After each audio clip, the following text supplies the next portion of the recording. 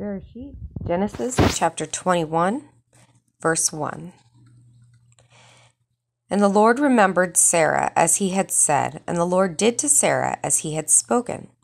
And Sarah conceived and bore a son to Abraham in his old age, at the time of which God had spoken to him. And Abraham named his son who had been born to him, whom Sarah had borne to him, Isaac. And Abraham circumcised his son Isaac when he was 8 days old, as God had commanded him. And Abraham was 100 years old when his son Isaac was born to him. And Sarah said, God has made joy for me. Whoever hears will rejoice over me. And she said, who would have said to Abraham and Sarah that Sarah would nurse children? For I have borne a son to his old age. And the child grew and was weaned, and Abraham made a great feast on the day that Isaac was weaned. And Sarah saw the son of Hagar the Egyptian, whom she had borne to Abraham, make merry. And Sarah said to Abraham, drive this handmaid and her son. For the son of this handmaid shall not drive out this handmaid and her son. For the son of this handmaid shall not inherit with my son, with Isaac. But the matter greatly displeased Abraham concerning his son. And God said to Abraham, be not displeased concerning the lad and concerning your handmaid. Whatever Sarah tells you, hearken to her voice, for in Isaac will be called your seed. But also the son of the handmaid I will make into a nation, because he is your seed. And Abraham arose early in the morning, and he took bread and a leather pouch of water, and he gave them to Hagar. He placed them on her shoulder and the child, and he sent her away. And she went and wandered in the desert of Beersheba. And the water was depleted from the leather pouch, and she cast the child under one of the bushes. And she went and sat down from afar, at about the distance of two bow shots, for she said, let me not see the child's death. And she sat from afar, and she raised her voice and wept. And God heard the lad's voice. And an angel of God called to Hagar from heaven and said to her, what is troubling you, Hagar? Fear not, for God has heard the lad's voice in the place where he is. Rise, pick up the lad, and grasp your hand upon him, for I shall make him into a great nation. And God opened her eyes, and she saw a well of water, and she went and filled the pouch with water and gave the lad to drink. And God was with the lad, and he grew, and he dwelt in the desert, and he became an archer. And he dwelt in the desert of Paran, and his mother took for him a wife from the land of Egypt. Now it came to pass at that time that Abimelech and Phicol, his general, said to Abraham, saying, God is with you in all that you do. And now swear to me here by God, that you will not lie to me or to my son or to my grandson. According to the kindness that I have done with you, you shall do with me, and with the land wherein you have sojourned. And Abraham said, I will swear. And Abraham contended with Abimelech about the well of water that the servants of Abimelech had forcibly seized. And Abimelech said, I do not know who did this thing, neither did you tell me, nor did I hear of it until today.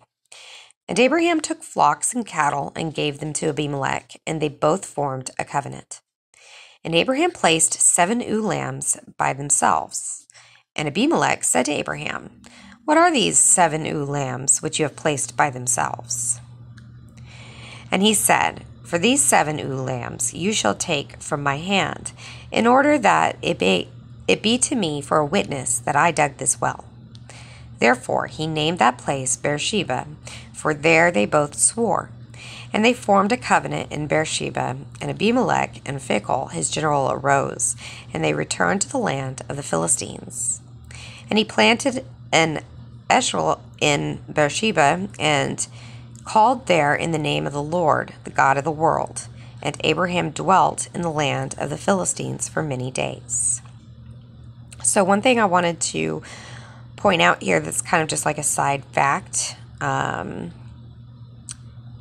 Let me see. So, whenever the circumcision, okay, whenever you have the child be circumcised at 8 days, a lot of people wonder why that is, why he would pick 8 days. And I can't say that this is the reason, but I did find out that an infant has a high chance of, I think they said hemorrhage or something, bleeding pretty much at ages 2 days and 5 days old or 7 days old, something like that. And so there's actually a couple of points in that first week where it would be dangerous, potentially dangerous to circumcise the child. So maybe that's why he did it outside of that week on the 8th day as a practical kind of reason. Is there other reasons why he did that? Absolutely. I believe it, because one thing I have found in God's word is that nothing is just literal or just anything. Like, no word that our God uses in this book is used in vain. So when he speaks into all sorts of situations. So yeah, I don't know. That was like a little scientific fact I thought was a little interesting. I hope you guys are following along in the little Bible studies that I'm posting, because I really like the way that she breaks things down. She definitely has some good insight on these chapters. So make sure to check them out. They're not long. She only ever goes for like 7 minutes or so. They're normally under 10 minutes. And, let me know what you think in the group chat about this chapter. So there's quite a bit going on here. First of all, I want to point out a difference that I noticed in my NIV Bible compared to this one. Oh, I'm sorry, that's not this chapter. It's chapter 22. So you guys follow along for the next chapter, because there was a little bit of a difference in the translation in chapter 22 that I really want to show you guys. So I'm going to go ahead and jump off here. You guys make sure to meditate and study over this chapter, because there is so much in it. There really is.